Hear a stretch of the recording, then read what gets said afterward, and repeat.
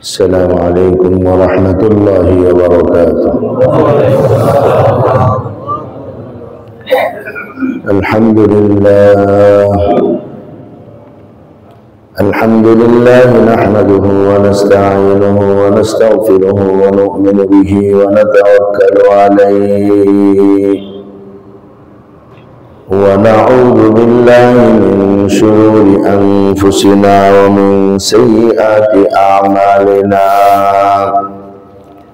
من يهده الله فلا مضل له ومن يضلله فلا هادي له، ونشهد أن لا إله إلا الله وحده لا شريك له، ونشهد أن سيدنا ونبينا ومولانا محمدا عبده ورسوله صلى الله تعالى عليه وعلى آله وأصحابه وبارك وسلم تسليما كثيرا كثيرا. أما بعد فأعوذ بالله من الشيطان الرجيم. بسم الله الرحمن الرحيم. ألا إن أولياء الله لا خوف عليهم ولا هم يحزنون الذين آمنوا وكانوا يتقون لهم البشرى في الحياة الدنيا وفي الآخرة لا تبديل لكلمات الله ذلك هو الفوز العظيم.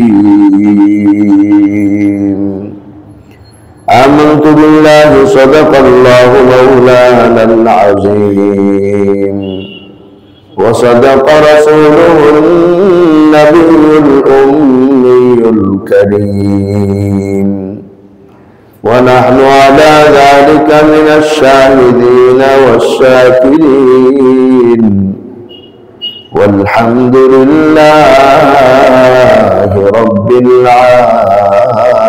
العالمين. سبحانك لا علم لنا إلا ما علمتنا إنك أنت العليم الحكيم. اللهم صل على محمد وعلى آل محمد كما صليت على إبراهيم وعلى آل إبراهيم إنك حميد مجيد. اللهم بارك على محمد وعلى آل محمد كما باركت على إبراهيم وعلى آل إبراهيم إنك حميد مجيد.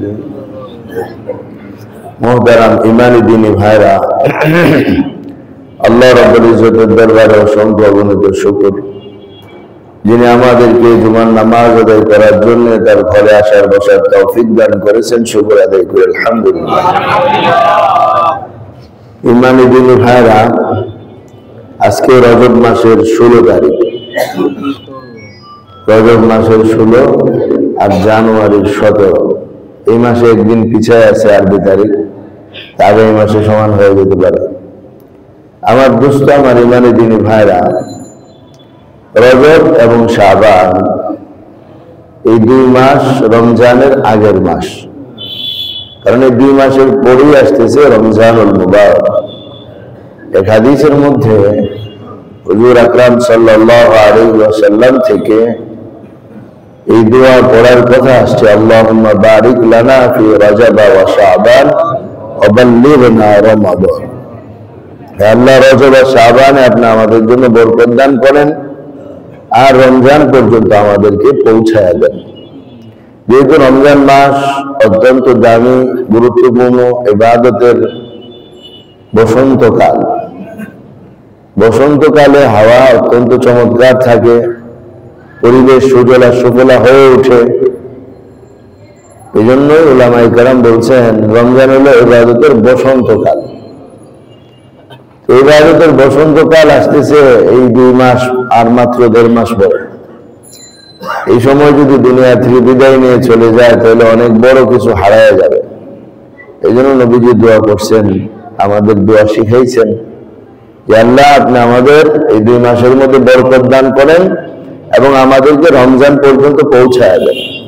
হায়াত বাড়ার দোয়া এবং জীবনের মধ্যে বরকত আর প্রাচুর্যের দোয়া।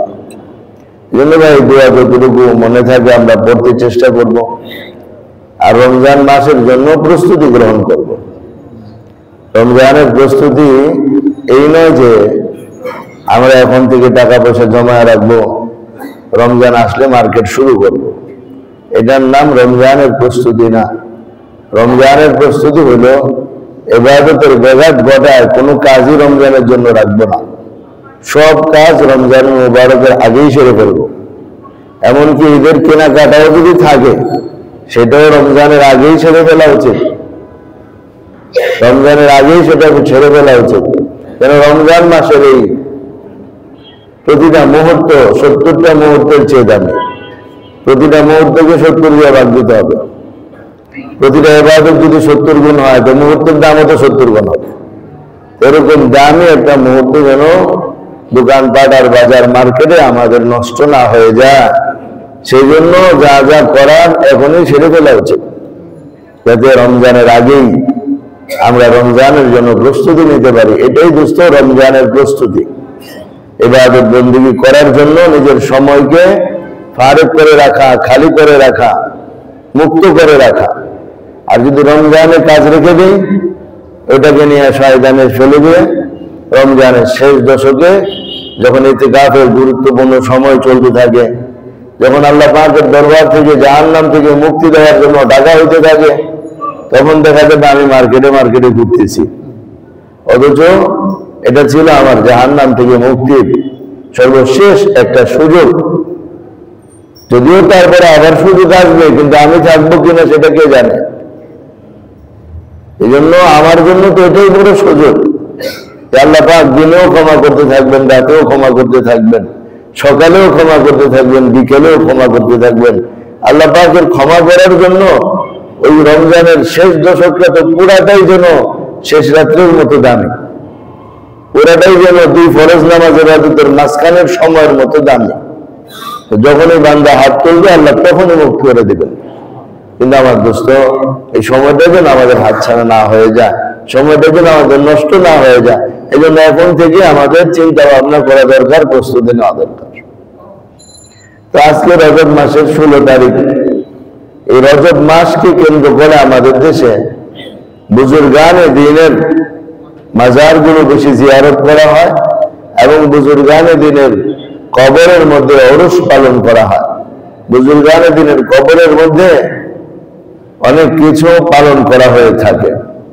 তো আসলে বুজুর্গানে দ্বীন কারা, সত্যিকারের আউলিয়া আল্লাহ কারা ছিলেন, তাদের কবর এবং তাদের কবরে যাওয়ার বিধান সম্পর্কে আজকে কিছু আলোচনা আমরা করবো ইনশাআল্লাহ। কারণ যেহেতু এগুলোর সাথে আমাদের সম্পর্ক আছে, আলোচনা না হইলে আমরা এগুলো বুঝবো না। এই জন্য আমরা নিজেরা ওটা বুঝার চেষ্টা করি। প্রথম আলোচনায় আসতে হবে বুজুর্গানে দ্বীন আল্লাহ ওয়ালাদের পরিচয়। আল্লাহ ওয়ালাদের পরিচয় আল্লাহ তাআলা কুরআনুল কারীমে সূরা ইউনূসের ৬২ নম্বর আয়াত থেকে আল্লাহ ওয়ালাদের পরিচয় দেন। আল্লাহ বলেন, আলা ইন্না আউলিয়া আল্লাহ লা খাউফুন আলাইহিম ওয়া লা হুম ইয়াহজানুন। কুরআনুল কারীমে বা আরবি ভাষা যে আলা শব্দ ব্যবহার হয়, এই আলা শব্দের ব্যবহার হলো যে খুব সতর্কতার সাথে শোনার জন্য আহ্বান করা। ভালো করে শোনো, মনোযোগ দিয়ে শোনো, সাবধান, খুব মনোযোগ দিয়ে শোনো। এই আলা হলো উদাসীন শ্রোতাদেরকে আকর্ষণ করার জন্য, সতর্ক করার জন্য যেন ডাক দেওয়া হয় আলা শব্দ। এটা আমরা আমাদের নাহু পরিভাষায় বলে থাকি হরফের তাম্বি, যেটা সতর্ক করার জন্য আসে। তো আল্লাহ তাআলা ইরশাদ করেন আলা ইন্না আউলিয়া আল্লাহ, খবরদার ভালো করে শুনে রাখো, যারা আল্লাহ পাকের ওলি হবে, বন্ধু হবে, লা খাউফুন আলাইহিম ওয়ালা হুম ইয়াহজানুন, তাদের দুনিয়াতেও কোনো ভয় নাই, পরকালেও কোনো টেনশন নাই। দুনিয়াতেও কোনো ভয় নাই, পরকালেও কোনো টেনশন নাই। আপতিত কোনো দুর্ঘটনার কারণে তাদের কোনো ভয় হবে না, পেছনের কোনো কর্মের কারণে তাদের কোনো চিন্তাও হবে না। এরাই হলো আল্লাহ পাকের ওলি, আল্লাহ পাকের বন্ধু। তো আল্লাহ পাকের ওলি আর বন্ধুদের পরিচয় দিয়েছেন ভয় আর চিন্তা নাই এমন কথা বলে। দুনিয়ার মধ্যে আমাদের জন্য পিছনে পড়ে যাওয়ার সবচেয়ে বড় বাধা হলো ভয়। কি না কি হয়, এই ভয়ে আমরা সবাই থরথর করে কাঁপি। এই ভয়ে আমরা কাজ করতে চাই না, এই ভয়ে আমরা আগাইতে চাই না, এই ভয়ে আমরা সত্য কথা বলতে চাই না, এই ভয়ে আমরা ন্যায্য হত্যার দাবিও করি না। কি না কি হয়, এই যে একটা ভয় কিন্তু সব লাইনে আছে, সব জায়গায়, সব মানুষের ভিতরে। আরে ভাই তুমি এটা করলা না কেন? ওটা করলে কি না কি হয়, এই জন্য করি নাই। এই যে একটা ভয়, এটা সব লাইনে, সব মানুষের ভিতরে কাজ করে। তো আল্লাহ তাআলা বলতেছেন আলা ইন্না আউলিয়া আল্লাহ লা খাউফুন আলাইহিম ওয়ালা হুম ইয়াহজানুন।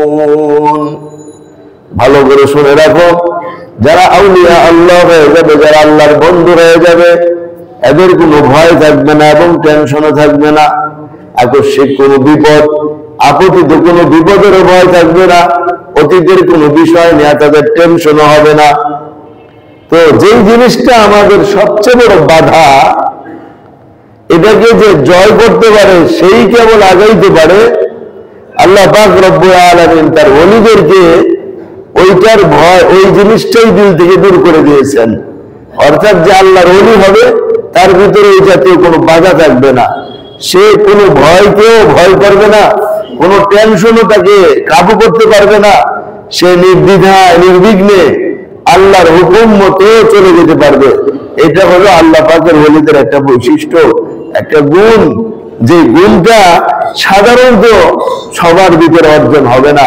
যে আল্লাহর ওলি হবে তার ভিতরে আল্লাহ পাক এই গুণটা তৈরি করে দিবেন।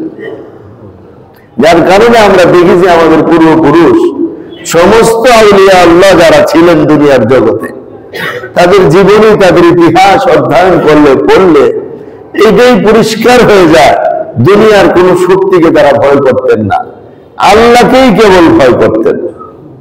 এবং এখানে তো বলছি কোনো ভয় তাদের ভিতরে থাকবে না। অথচ ভয় দুই জিনিসের হয়, একটা হলো আল্লাহর ভয় আর একটা হলো দুনিয়ার ভয়। আল্লাহর ভয় তো আল্লাহর জন্য, আর দুনিয়ার ভয় বহু প্রকার। শত্রুর ভয় থাকে, জিন ভূতের ভয় থাকে, আরো নানাবিধ ভয় দুনিয়ার মধ্যে থাকে। এইখানে যে কোনো ভয় থাকবে না বললেন, এটা একমাত্র আল্লাহর ভয়ের ব্যাপারটা বাদ দিয়া বাকি সমস্ত ভয় তাদের দিলে থাকবে না। এর মানে হলো আল্লাহর ওলি যারা হয় তারা কেবল একজনকেই ভয় করে, তিনি কে?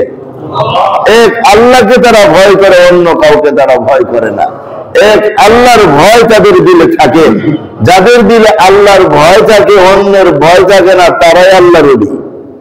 আর যাদের ভিতরে আল্লাহর ভয় নাই, সারা দুনিয়ার ভয় নিয়ে ঘুরে, এরাও কি আল্লাহর ওলি ভাই? এরা কোনোদিন আল্লাহর ওলি হতে পারবে না। কারণ আল্লাহ তাআলা সূরা ইউনূসের ৬২ নম্বর আয়াতে এইখানে এইভাবে পরিচয় দিয়েছেন যে আল্লাহর ওলিদের পরিচয় হলো দিনের ভিতরে কোনো ভয় থাকবে না। কিসের ভয় থাকবে না? দুনিয়ার ভয় থাকবে না, আখিরাতের ভয় তাদের ভিতরে সবচেয়ে বেশি থাকবে। দুনিয়ার কোনো ভয় থাকবে না, কিন্তু আখিরাতের ভয় তাদের ভিতরে সবচেয়ে বেশি থাকবে। কুরআনুল কারীমের এক আয়াতের মধ্যে আল্লাহ বলেন, ইন্নামা ইয়াখশাল্লাহা মিন ইবাদিহিল উলামা। আল্লাহর বান্দাদের মধ্যে আল্লাহকে সবচেয়ে বেশি ভয় করে উলামাগণ, যারা আল্লাহ পাকের প্রেরিত কিতাবের ইলম হাসিল করেছে, রাসূলুল্লাহ সাল্লাল্লাহু আলাইহি ওয়াসাল্লামের দ্বীন শিখছে এবং সত্যিকারের এর উপরে আমল করে, এদেরকে বলা হয় উলামা। কোরআন শিখতে হবে, হাদিস শিখতে হবে এবং এটার উপরে আমল করতে হবে, তাইলে না আলেম হয়ে যাবে। শিখলাম কিন্তু আমল নাই, আলেম না। শিখি নাই, কিছু আমল করছি, তবুও আলেম না। কিন্তু আলেম হইতে হলে আগে আমরা আলোচনা করেছি যে কোরআন এবং সুন্নাহ দুটাকেই শিখতে হবে এবং এটার উপর আমল করতে হবে, তাইলে সে হবে আলেম। এর বহু বচন হলো উলামা। আল্লাহ বলেন আল্লাহর বান্দাদের মধ্যে আল্লাহকে সবচেয়ে বেশি ভয় করে উলামাগণ। আমার দোস্ত, তাহলে তাদের দিলে কোনো ভয় থাকবে না, এই কথার অর্থ হলো দুনিয়ার ভয় থাকবে না।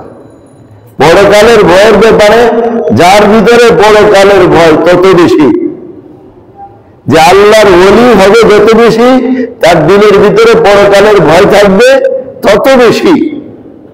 যে আল্লাহর ওলি হবে যত বেশি, দুনিয়ার ভয় তার ভিতরে থাকবে তত কম।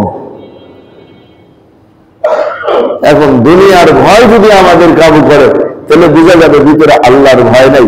আর আল্লাহর ভয় যদি ভিতরে থাকে, তাইলে বোঝা যাবে দুনিয়ার ভয় ভিতরে কমে গেছে। কারণ দুই ভয় একসাথে একত্রিত হতে পারে না। আল্লাহকেও ভয় করে, আবার দুনিয়াকেও ভয় করে, এই দুই ভয় একসাথে একত্রিত হতে পারে না। যে কোনো একটা ভয় দিলের ভিতরে থাকবে, অন্যটা চলে যাবে। সেটা হলো আল্লাহর ভয় যদি দিলের ভিতরে আনতে পারি, পরকালের ভয় যদি দিলের ভিতরে আনতে পারি, আর দুনিয়ার ভয় অটোমেটিক দিল থেকে বের হইতে থাকবে, তাইলে আমরা আল্লাহ পাকের ওলি হইতে পারবো। আমার দোস্ত, দুই নম্বরের বিষয় হলো চিন্তা থাকবে না, টেনশন থাকবে না। কিসের টেনশন, কিসের চিন্তা? সেটাও হলো দুনিয়ার টেনশন, দুনিয়ার চিন্তা। পরকালের টেনশনে তো ওলি আল্লাহরা পাগল পাড়া হয়ে থাকেন। পরকালের টেনশনে তো ওলি আল্লাহরা রাতের ঘুম হারাম করেন। পরকালের টেনশনে তো নিজের সুখ বিসর্জন দেন। দুনিয়ার কোন সুখের জন্য তারা কান্না করে না, তাদের কান্না হয় পরকালের প্রাপ্তির জন্য। এটাই হলো আল্লাহ পাকের ওলি। এখন আমাদের টেনশন সম্পদের জন্য, আমাদের টেনশন গাড়ি বাড়ির জন্য, আমাদের টেনশন আরো বাড়াবার জন্য, আমাদের টেনশন কিছু লস হয়ে গেছে কোম্পানির, ফ্যাক্টরির, দোকানের, সেটা পুনরুদ্ধার করার জন্য।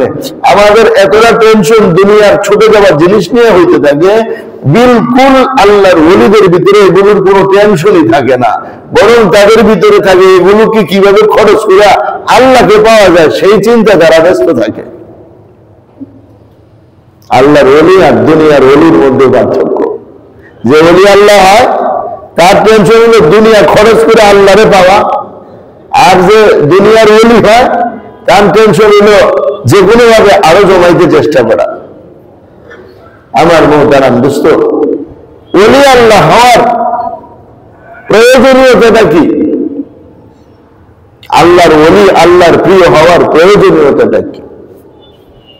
আমার দোস্ত, যদি আমরা দুনিয়ার জীবনকে দিয়ে চিন্তা করি, তাহলে আমরা এটা ভালো করে বুঝতে পারবো যে অফিসের মধ্যে যিনি প্রফেসর হন, যিনি সবচেয়ে বড় হন, যে ভার্সিটির যিনি ভিসি হন, ভাইস চ্যান্সেলর হন, অথবা যে কোনো জায়গার যিনি প্রধান, রইস, হেড, চেয়ারম্যান হয়ে থাকেন, ওই জায়গার সবাই কিন্তু সেই চেয়ারম্যানের সাথে ভালো সম্পর্ক রাখতে চায়। ওই রইস প্রিন্সিপালের সাথে ভালো সম্পর্ক রাখতে চায়, ওই ভিসির সাথে ভালো সম্পর্ক রাখতে চায়। কেন? এইখানের ইনি সবার বড়, এনার মতের বাইরে কেউ যাবে না। সবাই যদি আমার বিরুদ্ধে যায়, ইনি যদি আমার পক্ষে থাকে, তাহলে আমার কোনো ক্ষতি হবে না। দুনিয়ার জীবনে তো আমরা এটা বুঝি, যে জায়গায় যে বড়, সে জায়গায় তার সাথে মহব্বত লাগাইতে পারলে অন্তত পক্ষে নিরাপত্তা পাওয়া যাবে। আমার দোস্ত, সারা জগতের ভিতরে কে বড়? আল্লাহ ছাড়া কে বড় বলে? দুনিয়া আখিরাতে সবচেয়ে বড় কে? আল্লাহর সাথে সম্পর্ক রাখা কতটা জরুরি বিষয় হয় স্বাভাবিক দৃষ্টিতে। আল্লাহর সাথে সুসম্পর্ক কায়েম করা স্বাভাবিক দৃষ্টিতেও আমাদের কাছে বড় মনে হচ্ছে, আর অরিজিনালি তো সেটা বড় হওয়ারই কথা, কারণ তিনি তো আমাদের সৃষ্টিকর্তা, পালন কর্তা, রক্ষা কর্তা, তা আমাদের সম্পর্ক তো তার সাথেই রাখতে হবে।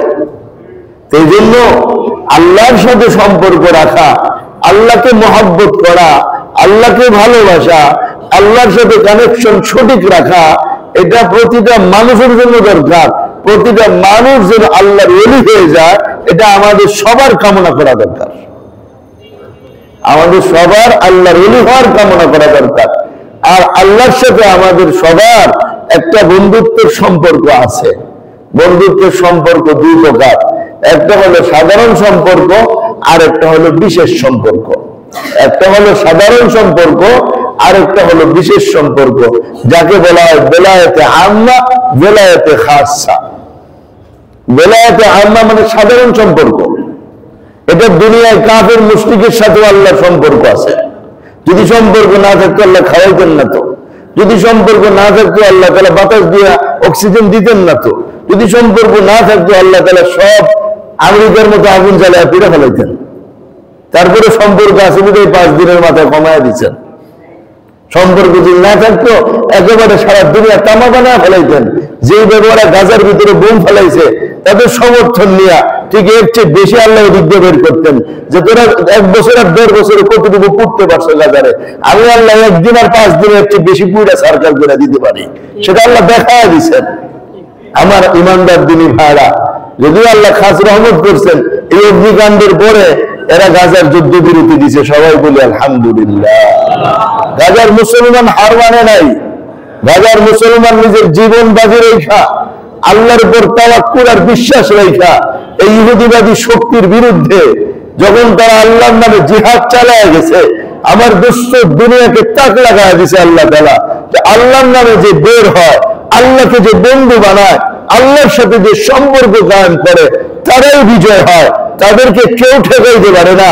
এই দুনিয়াকে আল্লাহ তাআলা বর্তমান সময়ের গাজার হামাসের কয়েকজন নিরস্ত্র যোদ্ধার দ্বারা দেখায় দিয়েছেন।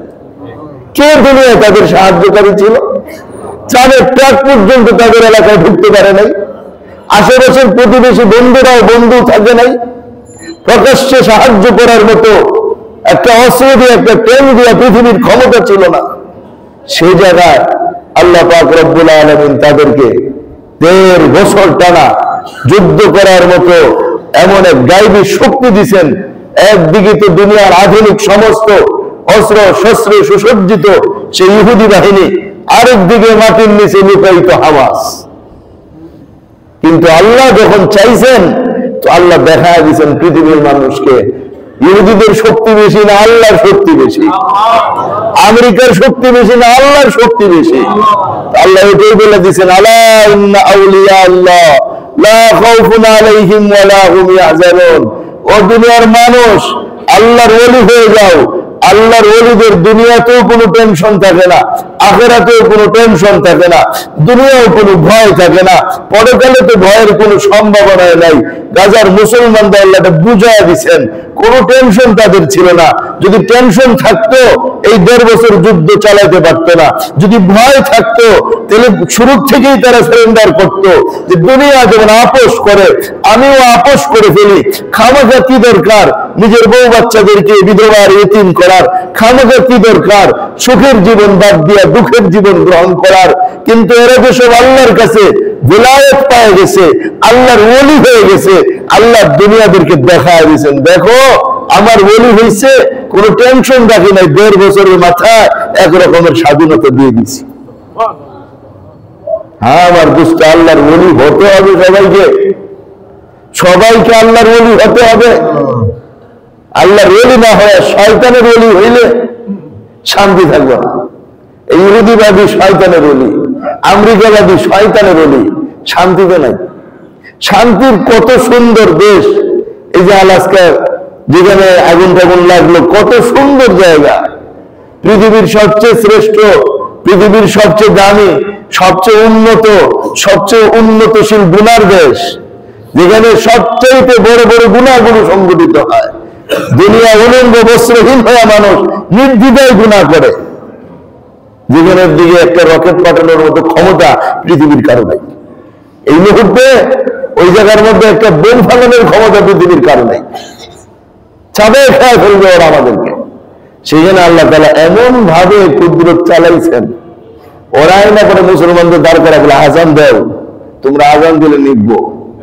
আজান দেওয়াইলে নিবে না, আজান দিলে নিবে। রাসূল পাক সাল্লাল্লাহু আলাইহি ওয়াসাল্লাম বলেন, ইযা রাআইতুমুল হারিকা ফাকাব্বিরু, যখন কোথাও আগুন লাগতে দেখো আজান দাও। সারাদিন জুলুম করো, সারা পৃথিবীতে মানুষ মারো, অন্যায় অনাচারের পাহাড় চালাও, এখন আল্লাহর আজান এসে গেলে আজান দিলে কোনো কাজ হবে না। আজানের তো একটা সীমা থাকতে হয়। আজান তো দিবে আজানওয়ালা, আজান দিবে আল্লাহর বন্ধু। আল্লাহর বন্ধু যখন ডাক দিবে আল্লাহ, আল্লাহ তখন সাড়া দিবে।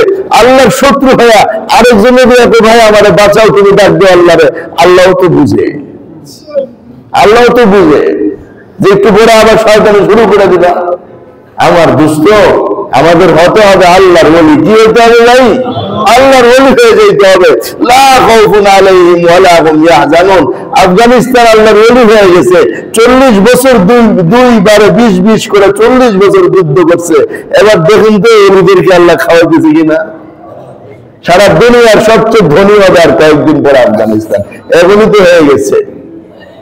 এত বড় বড় আনার দেয় যে কলসের মতো আনার, বড় বড় আনার আল্লাহ এখানে সমানে সৃষ্টি করতেছেন। নিচে এমন দামি দামি জিনিসের খাজানা আর ভান্ডার আল্লাহ তাআলা বের করে দিতেছেন, দুনিয়া থক হয়ে যায়। আল্লাহ যা দিয়েছেন পৃথিবীতে মুসলমানদেরকে দিয়েছেন। আল্লাহ যা দিয়েছেন খনিজ সম্পদ মুসলমানদের দেশে দিয়েছেন, কোন কাফেরদের দেশে কিছু দেন নাই। ওই কাফেররা আমাদেরকে ভুলাবালা বানায়া, আমাদেরকে কৌশল করে আমাদের থেকে নিয়ে জমায়। আমেরিকা না স্বর্ণের খনি আছে, না তেলের খনি আছে, না কোনো কিছুর খনি আছে। স্বর্ণের খনি আল্লাহ আমাদের মুসলমানদের নিচে দিয়ে রাখছেন, তেলের খনি আল্লাহ আমাদের আরব দেশগুলোর নিচে দিয়ে রাখছেন। ওরা সেগুলো জোর করে বন্ধু বান্ধব বানায় মিথ্যা কৌশল দিয়ে দিয়ে ওগুলো নিয়ে জমাইতেছে। আমার দুষ্ট, আমার দিনী ভাইরা, এই জন্য ওলি হইতে হবে আমাদের কার? আল্লাহ না শয়তানের? দুনিয়াতে হয় আমি আল্লাহর ওলি, নয় আমি শয়তানের ওলি। এই দুইজন ছাড়া আর কোনো বন্ধু বানানোর কেউ নাই। রাগ করেন না কেউ ভাই, পথ দুইটাই, হয় আমি আল্লাহর ওলি, নয় আমি শয়তানের ওলি। এই দুইজনের যে কোনো একজনের বন্ধু আমাকে হতেই হবে। এই জন্য শয়তান মিথ্যাবাদী, ধোঁকাবাজ, আজও আমার সাথে মিথ্যা কথা বলে, হাসরের ময়দানে আমাকে যা পরিষ্কার কথা বলে দিবে। কিন্তু আল্লাহ তাআলা কখনোই মিথ্যা কথা বলেন না। ওমান আসদাকু মিনাল্লাহি হাদিসা, আল্লাহর কথা হলো সবচেয়ে সত্য কথা। আল্লাহ পাক রব্বুল ইজ্জতের ওলি যে হইতে পারবে, দুনিয়াও তার কোনো টেনশন নাই, আখিরাতেও তার কোনো টেনশন নাই।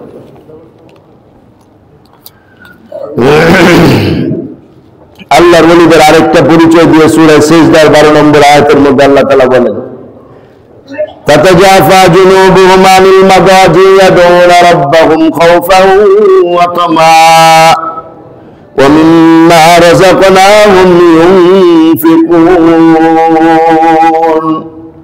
আল্লাহর ওলি যারা হয় তাদের আরেকটা বৈশিষ্ট্য আর পরিচয় হচ্ছে তাদের পার্শ্বদেশ বিছানা থেকে আলাদা হয়ে যায়। তাতাজাফা জুনুবুহুম আনিল মাদাজি, দুনিয়ার সবাই যখন ঘুমায় থাকে, দুনিয়ার সবাই যখন আরাম আয়েশের মধ্যে লিপ্ত থাকে, তখন আল্লাহর ওলিগণ তাদের বিছানা থেকে উঠে যান। ইয়াদউনা রাব্বাহুম খাওফান ওয়া তামাআ, তখন তারা আল্লাহর কাছে ভয় আর আশা নিয়ে কাঁদতে থাকে, ডাকতে থাকে, দোয়া করতে থাকে। কখনো সেজদায় পড়ে, কখনো রুকুতে গিয়ে, কোনো হাত উঠে আল্লাহর কাছে কাঁদতে থাকে। وَمِمَّا رَزَقْنَاهُمْ يُنْفِقُونَ, এবং আল্লাহ যে রিজিক দান করছে ওই রিজিক খরচ করে আল্লাহকে পাওয়ার আশা করে। এই না আল্লাহর ওলিদের একটা পরিচয়। যারা রাত্রেবেলায় যখন সবাই ঘুমায় থাকে তখন তারা বিছানা থেকে উঠে যায়। হুজুর আকরাম সাল্লাল্লাহু আলাইহি ওয়াসাল্লাম তো সবচেয়ে বড় আল্লাহ পাকের ওলি ছিলেন, আউলিয়াদের সুপার। সারা দুনিয়ার মধ্যে সবচেয়ে দামি, সবচেয়ে বড় ব্যক্তিত্ব মুহাম্মদুর রাসূলুল্লাহ সাল্লাল্লাহু আলাইহি ওয়াসাল্লাম রাতে বাড়ির পরিবারের লোকদের হক আদায় করতেন। অল্প সময় তারপরে আবার তাহাজ্জুদের নামাজে দাঁড়ায় দাঁড়ায় আল্লাহ পাকের কাছে পড়ে থাকতেন। সমস্ত সাহাবা আল্লাহর কাছে কান্নাকাটি করতেন। সমস্ত আউলিয়ারা ভোর রাত্রে শেষ রাত্রে উঠে আল্লাহর কাছে কাঁদতে থাকবেন। এই জন্য তো মুজাহিদ আজম শামসুল হক ফরিদপুরি রহমাতুল্লাহ আলাইহি বলতেন এই কথা, কোন ওলি হতে পারে নাই শেষ রাত্রে কান্নাকাটি করা ছাড়া, কোন গাউস কুতুব আবদাল হতে পারে নাই শেষ রাত্রে কান্নাকাটি করা ছাড়া। আমার দোস্ত, দিনের বেলা রাত দিনে যত ফরজ ইবাদত আছে, এই ফরজ ইবাদত গুলো যথাযথ পালন করার পর এরপরে নফল ইবাদতের মাধ্যমেই মানুষ আল্লাহ পাকের ওলি হয়। যদিও বর্তমানের বুজুর্গানে দিন আমাদের বলেন এই কথা, 5 ওয়াক্ত নামাজ এবং অন্যান্য ফরজ গুলো যথাসময়ে আমল করার পর গুনাহ থেকে যে বেঁচে থাকবে সে আল্লাহর ওলি। আল্লাহর ওলি তো সবাই, সব মুসলমান আল্লাহর ওলি। কিন্তু যে মুসলমান আল্লাহর হুকুম না মানে না, শয়তানের হুকুমকে প্রাধান্য দেয়, সে তো কার ওলি ভাই? সে শয়তানের ওলি। আর যে আল্লাহর কথা মানে, আল্লাহর ডাকে সাড়া দেয়, আল্লাহর হুকুম নিয়ে চিন্তা করে, সে আল্লাহর ওলি। তাহলে আমরা সবাই নিজের নিজে চিন্তা করে দেখি তো, আমি কার ওলি, আমি কার কথা মানি? আমি যার কথা মানি আমি তার বন্ধু। আমি যদি আল্লাহর কথা মানি তো আমি আল্লাহর বন্ধু, আমি যদি শয়তানের কথা মানি তো আমি শয়তানের বন্ধু। আমি যার বিরোধিতা করি আমি তার শত্রু। আমি যদি আল্লাহর কথার বিরোধিতা করি তো আমি আল্লাহর শত্রু। আমি যদি শয়তানের কথার বিরোধিতা করি আমি শয়তানের শত্রু। আমার দোস্ত, আল্লাহ যেটা করতে বলেছেন সেই শয়তান সেটা নিষেধ করে। আল্লাহ যেটা হালাল বলেছেন শয়তান ওটাকে হারাম বানায়। আল্লাহ যেটা হারাম করেছেন শয়তান ওটাকে হালাল বানায়। আল্লাহর হুকুমের বিপরীত যেটাই আমি করবো সেটাই শয়তানের কথা বাস্তবায়ন হবে। এই জন্য আমার দোস্ত, আমাদেরকে আল্লাহর ওলি হতে হবে। এই জগতে থাকতে যদি আল্লাহর ওলি হতে হয়, আল্লাহর ওলি না হইতে এই জগতে পেরেশানি। আর আগামী জগতে গিয়ে যদি আল্লাহর ওলি না হইতো, আগামী জগতের এত পেরেশানি হবে যে এই পেরেশানি আর কোনোদিন ফেরত আসা সম্ভব না। আর যদি আপনি কোনো কিছু কিনেন কোনো মার্কেট থেকে, আইনা বাসায় দেখেন জিনিসটা 2 নম্বর ভালো না, দৌড়ে আবার মার্কেটে গিয়ে ওটা ফেরে আনতে পারবেন, দোকানদারও ফেরত দিবে, কোনো অসুবিধা নাই।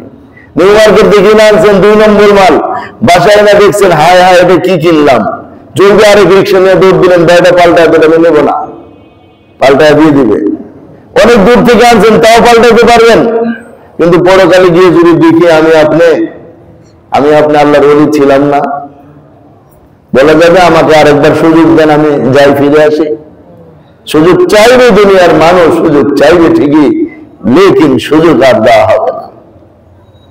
সুযোগ চাবে মানুষ, কিন্তু সুযোগ দেওয়া হবে না। এই জন্য এখনই সময়, আমি কার কথা শুনতেছি, কার বন্ধু হইতেছি, ওটা আমার আপনার চিন্তা করার এখনই সময়। আল্লাহ তাআলা আল্লাহর ওলিদের পরিচয় তো দিলেন।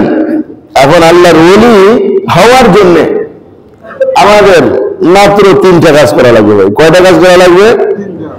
1 নম্বরে হলো কোন আল্লাহর ওলির সান্নিধ্য লাভ করতে হবে। 1 নম্বরে কি ভাই? আল্লাহর ওলির সান্নিধ্য লাভ করতে হবে। আল্লাহর ওলির সান্নিধ্য ছাড়া কেউ ওলি হতে পারবে না। কারণ কোন সাহাবা নবীর সান্নিধ্য ছাড়া ওলি হন নাই।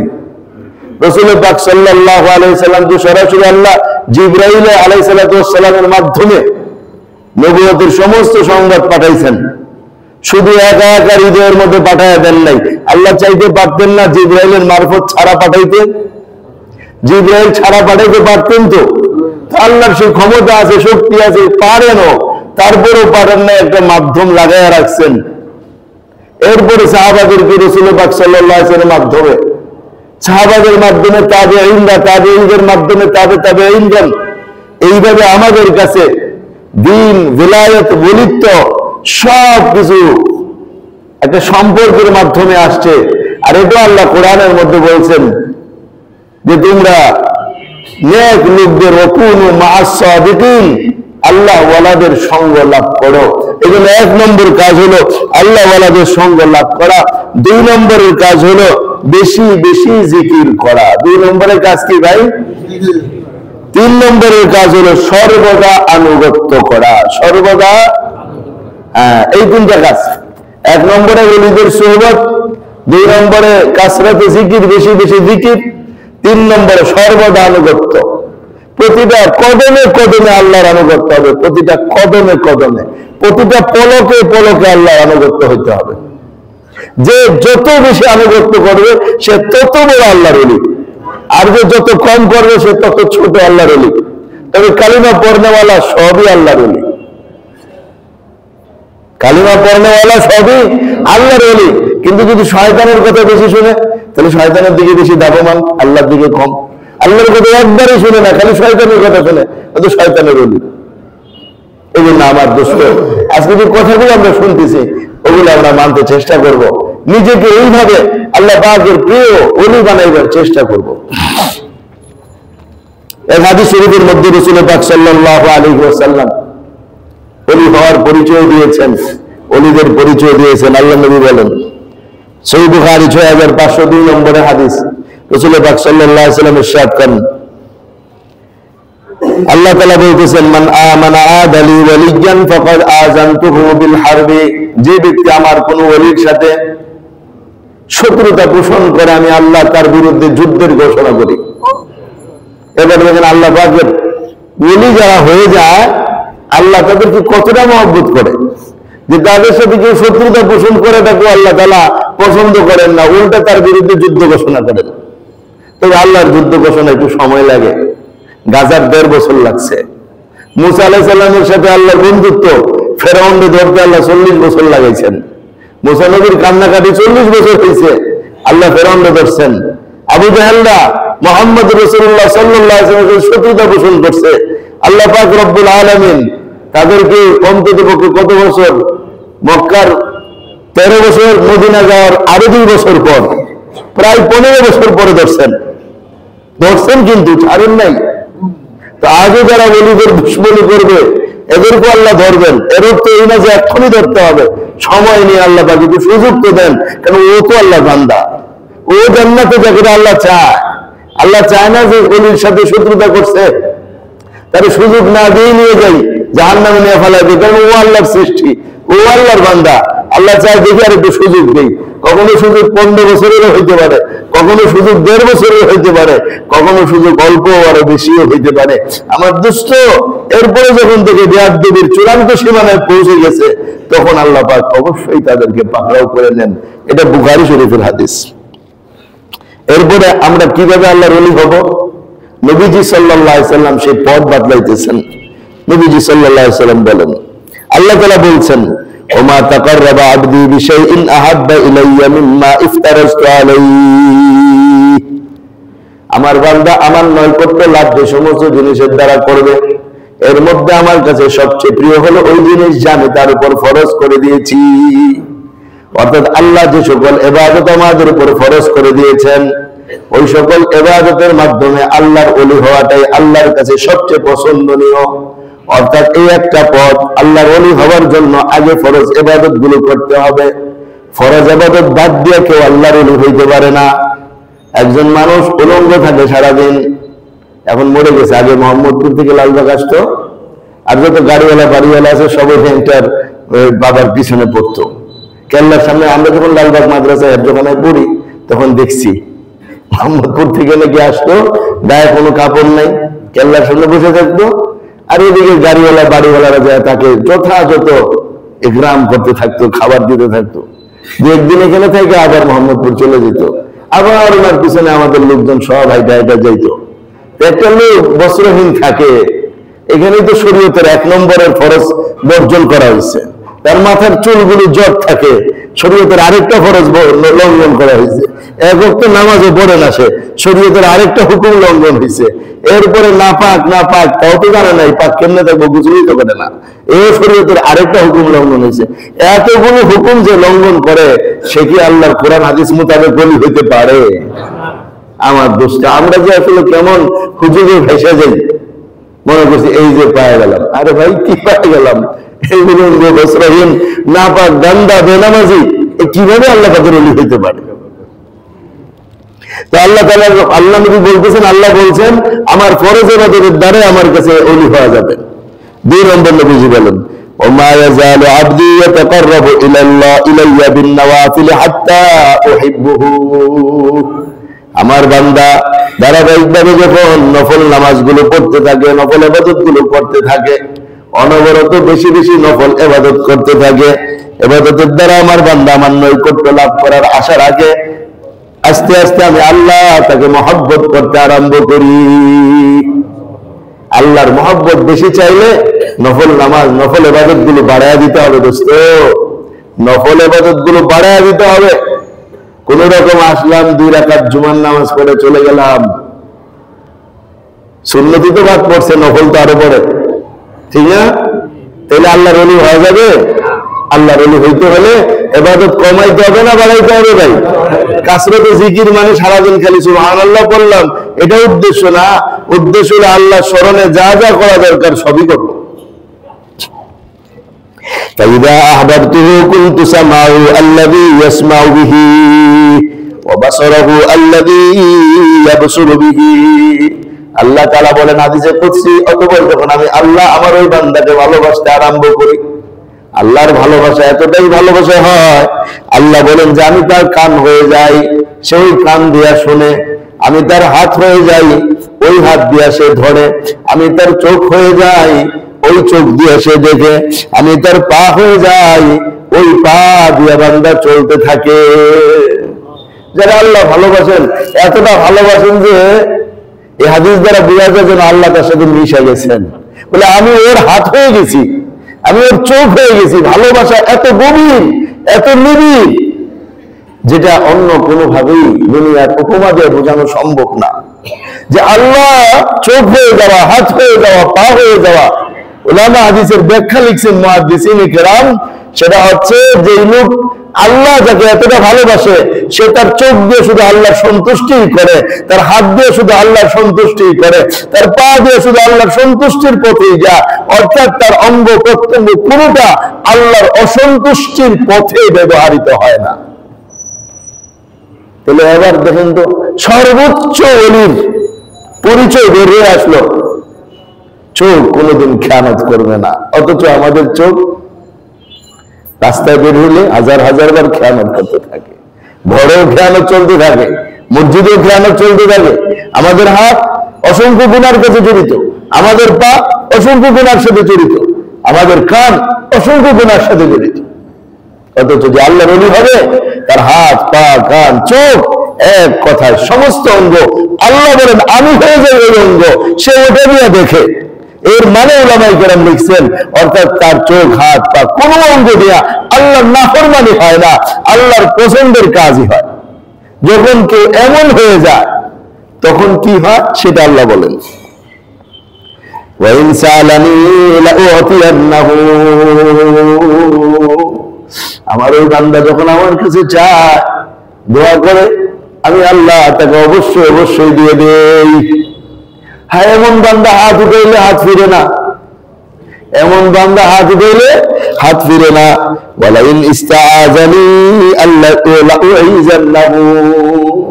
আর এমন বান্দা যদি আমার কাছে আশ্রয় চায়, তুমি তাকে আশ্রয় দেই। এমন বান্দা আশ্রয় চাইলে আমি আশ্রয় দিই। সংক্ষেপে 2টা ঘটনা। 1 নম্বর ঘটনা, আমরা আমাদের উস্তাদ আল্লামা আমিন সাহেব রহমাতুল্লাহ আলাইহি থেকে শুনছি, সুফিয়ান সাউরি রহমাতুল্লাহ আলাইহি বাদশা মনসুরের, খলিফা মনসুরের খুব সমালোচনা করতেন। একবার খলিফা মনসুর হজে যাওয়ার নিয়ত করছেন, সুফিয়ান সাউরিও হজে গেছেন। সুফিয়ান সাউরি বিরুদ্ধে মনসুর পরোয়ানা জারি করছেন, যেখানে পাওয়া যাবে সেখানে গ্রেফতার করে আমরা ফাঁসি দিয়ে দেব। এই মৌলবীরা রাখা দরকার নাই, এই মৌলবী বেশি বেড়ে গেছে।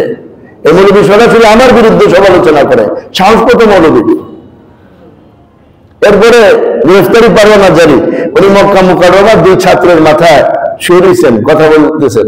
একজন এসে বলল, হুজুর আপনার বিরুদ্ধে তো গ্রেফতারি পরোয়ানা জারি হয়ে গেছে, আপনাকে দূরে নিয়ে যাবে, আপনি আত্মগোপন করেন। উনি কথাই শুনলেন না, চুপ করে ওইখানে আছেন। আরেকটু করে বলতেছেন, আপনার বিরুদ্ধে তো মানুষের গ্রেফতারি পরোয়ানা জারি করছে, সে আসতেছে মক্কা, অতি দ্রুত সে ঢুকে যাবে, আপনি একটু আত্মগোপনে যান। উনি আত্মগোপনে না গিয়ে উনি গেছেন মুলতাজাম, কাবা ঘরের দরজা আর হাজর আসওয়াদের মাঝখানে জায়গার নাম মুলতাজাম। ওখানে যে বুক লাগায় খালি বলছেন, আল্লাহু ওয়া রাব্বি হাযাল বাইত লা ইয়াদখুলুল মানসুর হাযাল বালাদ। রব তোমার কসম দিয়ে বলি, মনসুর যেন এই শহরে না ঢুকে। কি বললেন? তোমার কসম দিয়ে বলছি, মনসুর যেন এই শহরে না ঢুকে। অর্ডারটা সেনাবাহিনীর কাছে করেন নাই, আর্মির কাছে করেন নাই, বিডিআর এর কাছে করেন নাই, রেবের কাছে করেন নাই, দলের গুন্ডা বাহিনীর কাছেও করেন নাই, অর্ডারটা করছেন আসমানে গিয়া। কি হইল, মনসুর আসতেছিল ঘোড়া দিয়া, হঠাৎ করে ঘোড়ার মধ্যে ঘোড়া পাথরের সাথে দাড়ি খেয়া পইরা ওইখানেই মনসুর মরে গেছে। ইতিহাস সাক্ষী। কথা বলছেন আমার দোস্ত, আমার ভাইরা। তো আল্লাহর ওলিরা যখনই আল্লাহকে ডাক দেয় আল্লাহ শুনেন। কিছু আছে ইমার্জেন্সি ডাক, কিছু আছে নর্মালি ডাক। বাদশা আলমগীরের আব্বার নাম না ছিল জাহাঙ্গীর? আলমগীর আব্বাই তো জাহাঙ্গীর। তো জাহাঙ্গীর ওনার মন ছিল রেশমি কাপড় পরবে, এই জন্য উনি সমস্ত মানে মুফতি বইকে দিল্লির বড় বড় আলমদেরকে বলছে আমি পড়তে চাই, জায়েজ কিনা বলেন। সবাই লিখছে আগার বাদশাহ এরাদা করে তো জায়েজ হয়, যদি বাদশাহ চায় চলে জায়েজ, এছাড়া কারোর জন্য কি নাই, জায়েজ নাই। অথচ ইসলামের বিধানের রেশমি কাপড় পুরুষের জন্যই হারাম। সবাই লিখে দিচ্ছে আগার বাদশাহ, যদি বাদশাহ চায় তাহলে জায়েজ, এখন জায়েজ না হলে তো কল্লা করে ফেলাবে।